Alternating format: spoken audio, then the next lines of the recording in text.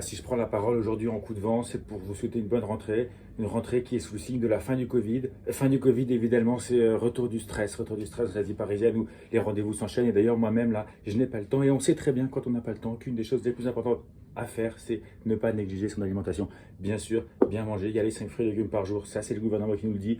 Et moi, ce que je vais vous dire en même temps, c'est bien manger. Ça veut dire manger les choses qu'on aime. Ça tombe bien, j'ai une recette pour vous qui va permettre de mettre ensemble, disons, deux ingrédients à la fois très simples et qui sont parmi mes préférés. J'ai donc sur la gauche du jambon, sur la droite du gruyère râpé. C'est parti. Tous ceux qui me connaissent savent que j'ai travaillé dans la restauration pendant plus de 2 ans. Et vous savez, comme pour moi, la gastronomie, c'est important, varier, c'est important. Et ici, ce qui est intéressant, c'est qu'on a la possibilité de varier les viandes. On a porc, poulet, dinde, la possibilité de varier les fromages, emmental, gruyère, parmesan râpé. Il y a toute une pléthore de produits qui existent au supermarché, toujours au rayon frais, éventuellement date courte. Et puis on a également la possibilité de le faire chaud ou froid. Donc le premier exemple évidemment est très très simple. Il s'agit de... je vais essayer de monter un peu là. Donc on peut manger à même la barquette, qui fait, il faut le dire quand même, office d'assiette. Donc la première variante froide consiste uniquement à saupoudrer un petit peu de fromage sur la barquette à peine ouverte. Voilà, c'est pas plus compliqué que ça. Je vais essayer de montrer à la caméra. Et ensuite de tout simplement aller rouler cette tranche de jambon autour du fromage. Alors, je pense qu'on peut appeler ça un yakitori. Et puis, évidemment, je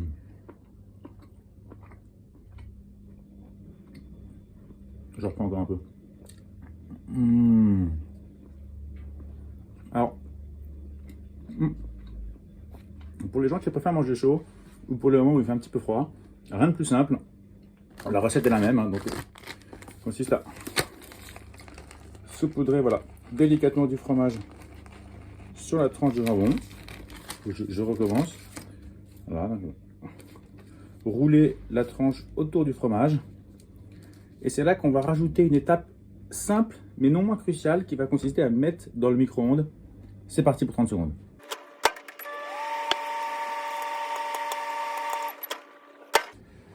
Voilà. Retour face caméra, on y est. Voilà. On peut voir la fumée qui se dégage de la tranche jambon. Le fromage à l'intérieur est légèrement fondu. Le goût est pas moins désagréable. Voilà, écoutez, je vous souhaite à tous des bons déjeuners, des bons dîners sur le pouce. Et retour au turbin là, parce que je pense que la France en a besoin là. Tous les prêts garantis, personne n'arrive à les rembourser. Donc maintenant c'est à vous quoi.